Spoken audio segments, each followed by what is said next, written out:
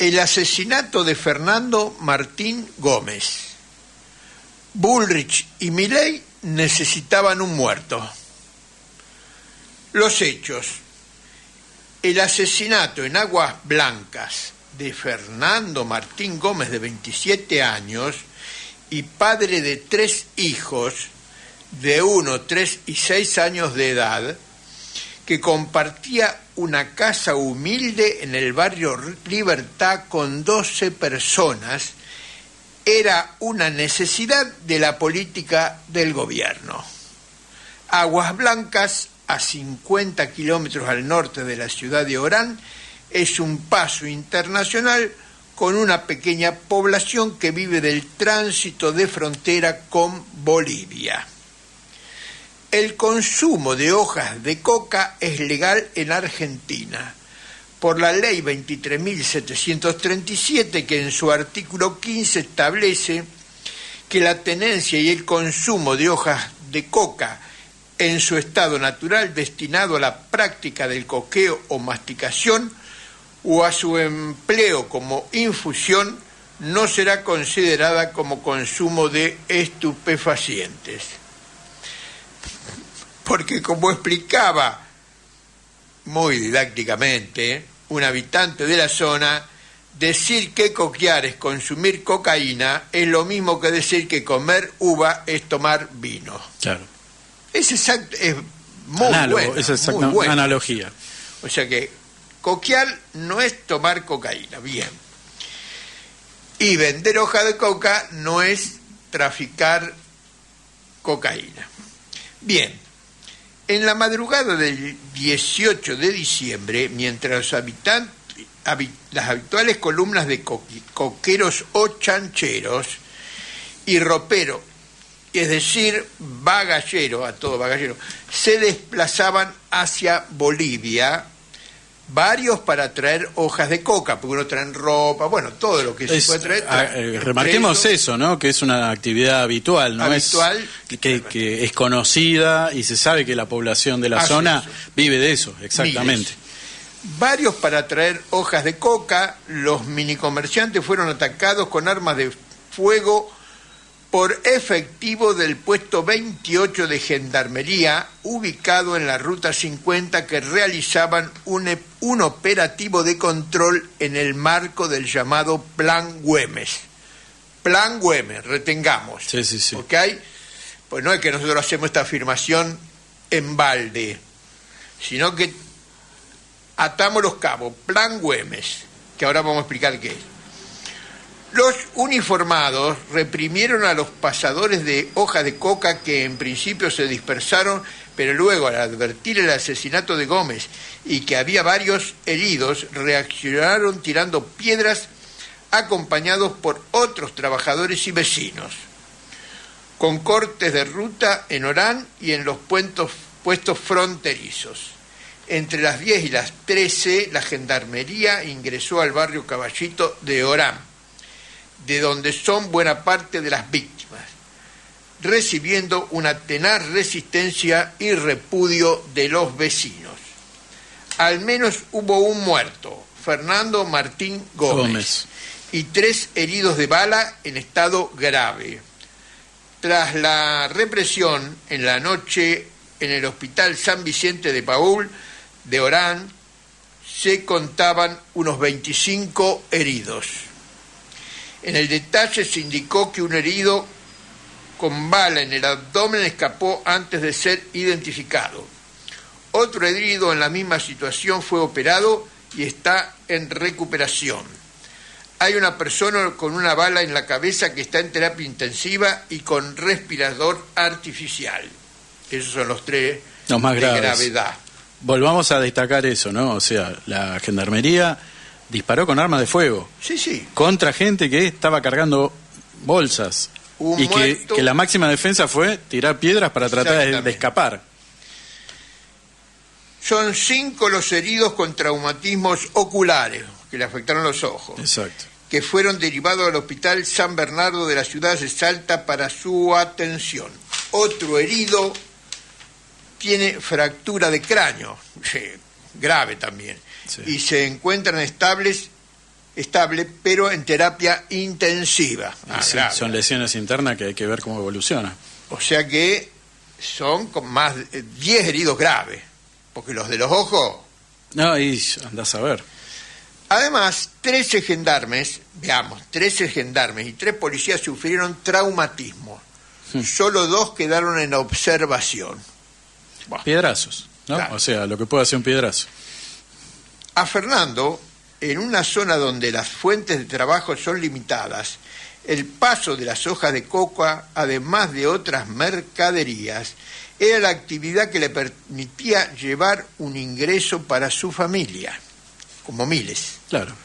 El comercio fronterizo es casi la única fuente laboral porque se han destruido miles de puestos de trabajo con el avance de la caña de azúcar y la soja que desplazaron a otros cultivos con mano de obra intensiva y con la privatización de YPF cuando Menem.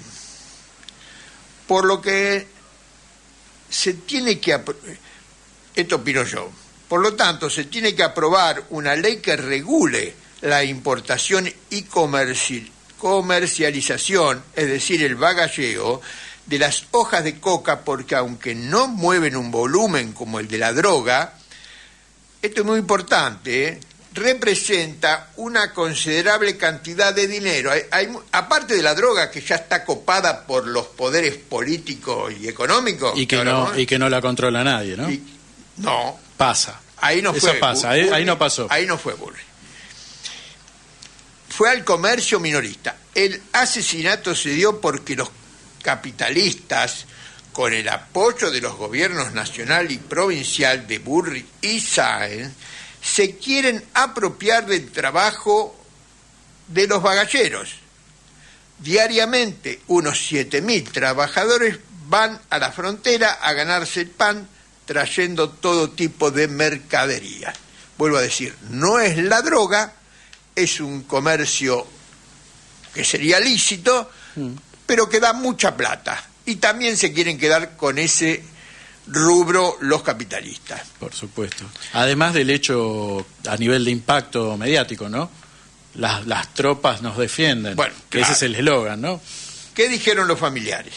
Sandra, la compañera de la víctima, declaró ante el tribuno: mi marido era pasador de hojas de coca. Fuimos al puesto 28 y no nos dejaron pasar. Queremos saber qué pasó y que nos entreguen el cuerpo.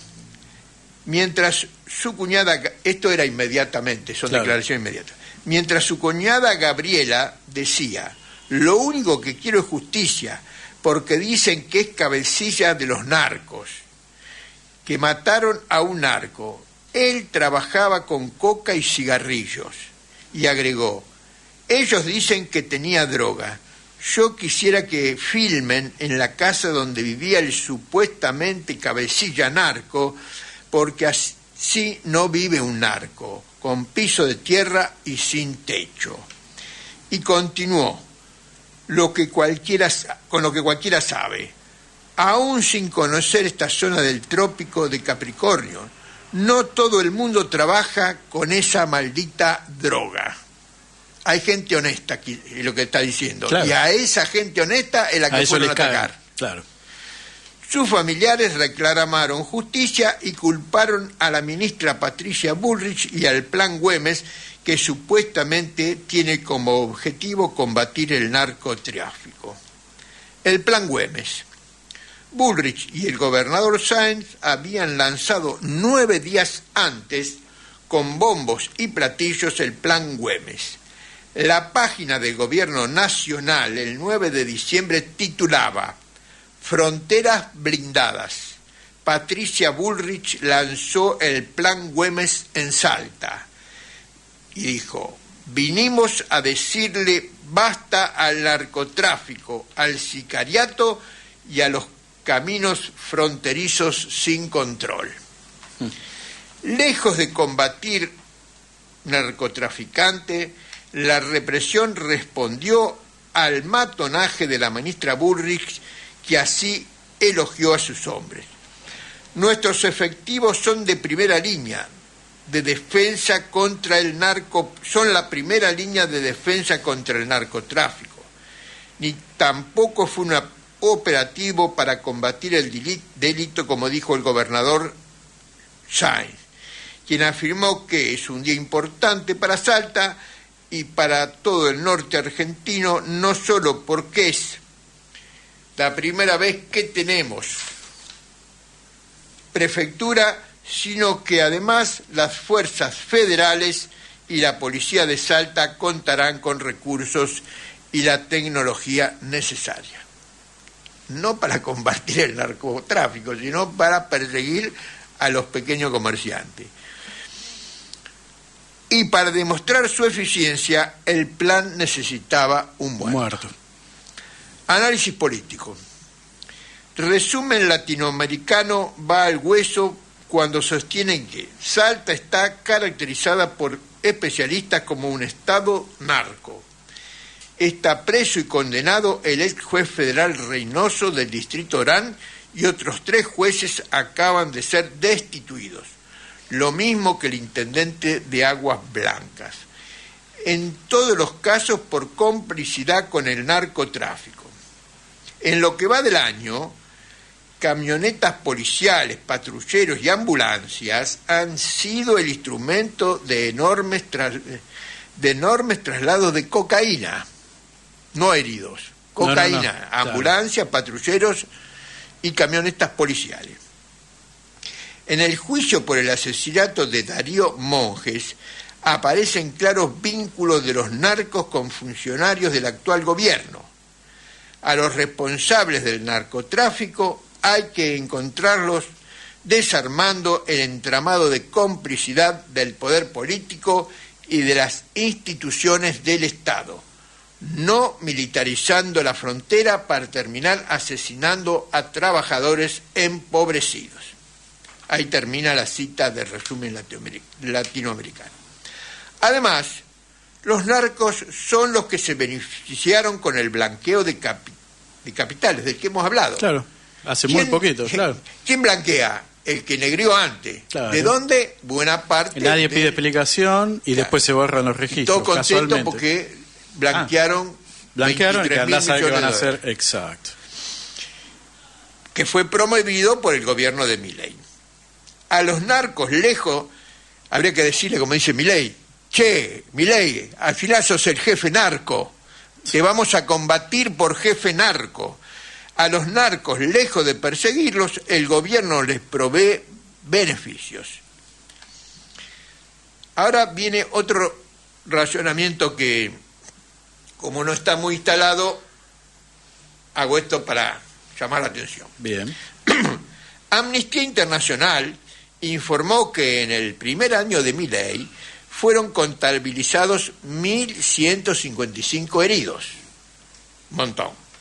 73 personas criminalizadas, 50 trabajadores de prensa heridos y 171 causas abiertas contra organizaciones sociales. De los hechos podemos desprender 2 cosas que forman parte de la política represiva. Al día siguiente del primer asesinato político, no hubo duda, tiraron a la noche a mansalva balas y hay 5 heridos de bala y un muerto. No fue un tiro que se le escapó. No, evidentemente además no hubo advertencia, no hubo, digamos, era muy simple. Si vos tenés bagalleros caminando, grito de alto, identificación, veamos qué llevan. No, creo que no se iban a resistir. Como cuando mataron a Facundo Morales, decía, se les fue la mano. No le digo, no se les fue la mano, porque si vos aplicás un método para matar y el agredido se muere... Es porque funcionó, claro, funcionó lo que querían hacer, exactamente. Lo ahogaron. Bueno, lo mismo acá, si tiran con bala de guerra y hay 5 heridos graves de bala de guerra y un muerto, era el objetivo. No es que... Fue una consecuencia involuntaria, sí, claro. Al día siguiente del primer asesinato político se emitió el decreto de Milei 1107/24 del 19 de diciembre, por el que se otorga al presidente la facultad de disponer de las Fuerzas Armadas para intervenir en conflictos de seguridad interna y habilita la militarización de cualquier objetivo de valor estratégico. Y eso queda en un sentido amplio. Claro, no hay una definición clara. Protestas, manifestaciones, conflictos sociales, amenazas, agresiones y todo cuanto quieran que entre. Pero eso, puede ser un conflicto sindical, pero es presentado como si fuese una amenaza a objetivos estratégicos, por ende puede ser reprimido por las fuerzas. Y la segunda, más sutil, pero también real, es que han venido preparando durante un año a la población para que ésta acepte la represión con muertes. La de Gómez es la primera explícitamente política. De la Rúa asesinó a 2 manifestantes en el puente entre Chaco y Corrientes a la semana de asumir. Mientras que Milei se tomó exactamente un año más, porque este fue una semana, Milei fue un año y una semana, justamente un año más que De la Rúa. Para el relevamiento y ablande del estado de conciencia de la población. O sea que prepararon el terreno para matar. Y aún así, tratan de encubrir el crimen político con la lucha contra el narcotráfico. A diferencia de la Rúa, nos van metiendo las muertes políticas con vaselina, o si se quiere, con disimulo y consenso. Llamamos a la militancia que utilice menos adjetivos, porque este gobierno es fascista, 3 veces fascista, 8 veces, menos adjetivos y afinen el análisis. Acá están metiendo los organismos del Estado para reprimir al pueblo. Con cuestiones que son ilegales. Claro, ¿no? Es la dictadura militar del 76 en cuotas. Y decimos, pueblo argentino, despierta. Y estamos llamando en comunicación con el compañero Fabián de Orán. Fabián, ¿estás en línea? Ahí están, lo están contactando. Se nos cortó la línea, nos informa Dayana Álvarez. Pero bueno, está ahí a la expectativa Fabián. Igual, y para ir dejando en claro esto, ¿no? Que en un año lo que venimos viendo, como decís vos, ¿no? Es la instalación lentamente de la justificación, represión a la cuestión social, lentamente, incluido movilizaciones populares, sociales, jubilados, cuestiones sindicales. Siempre todo terminó, ya lo hemos visto, ¿no? Ahora, la semana pasada, cuando el presidente se vanagloriaba de su primer año, presentado como un gran triunfo, que no hubiese más cortes o piquetes, ¿no? Y naturalizando esto, que de hecho es tristemente también que los espacios sociales, populares, sindicales, estudiantiles, lo que fuese, de alguna manera han abandonado esa dinámica y han aceptado, en muchos casos, movilizar en los términos que la propia Patricia Bullrich ha logrado instalar, ¿no? Sí, no es un gobierno improvisado este. No, por lo menos no en esto. En otros aspectos probable que sí, pero me parece que esto hay un consenso que tenían esta gente y lo están llevando adelante. Han ido afinando, han ido viendo cómo evoluciona, me parece a mí. Lo de la represión lo han planificado muy bien. En economía han improvisado, porque no les salió. Por eso, ahí en esos aspectos es discutible, pero en esto me parece. Pero si bien los del norte no le dieron plata, los apañaron. Dijeron, bueno, te esperamos, no te movemos el piso. Hacé veamos lo que pasa. pueda. Y bueno, si llegás, te vamos a prestar plata. Pero primero hacé. Pero esto sí.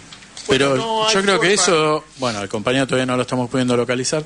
Yo creo que el problema más grave en todo esto es eso, la naturalización, la aceptación, la incapacidad de plantear alternativas, ¿no? De los sectores sociales, populares, mientras ya, digamos, ese discurso, por otro lado, lo aceptan sectores, léase desde el peronismo hasta incluso hasta sectores de izquierda que aceptan el discurso del que impone, ¿no? Como de, no, bueno, nosotros no somos violentos, manifestamos por los derechos, bla, bla, bla, y de alguna manera es una sumisión, ¿no? Es bajar la cabeza y permitir que esto funcione, y ahora esta cuestión como de, los hemos escuchado a varios compañeros de movimiento, particularmente de sectores piqueteros, desocupados y demás, que son uno de los sectores precisamente más combatidos y denunciados y perseguidos. Ya desde Dualde, que son sí, pero digamos, se han aceptado y han naturalizado esta dinámica, ¿no?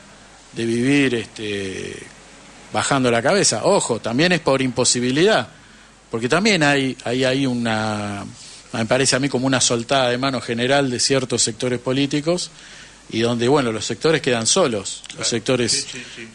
Fíjate que no se puede ver una manifestación o una movilización donde se articulen distintos espacios.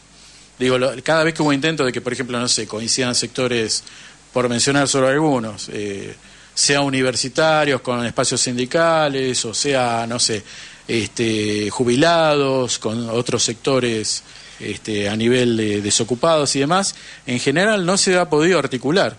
Siempre son movimientos sectoriales, ínfimos, y que la política de Bullrich, que se basa en eso, ¿no? Dejas el terreno picando para decir que lo que unifica, porque además surge de la experiencia, es la política. La política unifica. Uh-huh. Difícilmente, sí, a veces se juntan muchos sectores sociales, pero si no terminan siendo avalados por la política, que puede ser pro gobierno o contra el gobierno o incluso revolucionaria, pero siempre la política es la que termina aglutinando los movimientos. Seguro. Y la política es la que viene con la desmovilización, la última desde 2018 a 2019, y de ahí no pudimos levantar cabeza. Nunca más se pudo ver.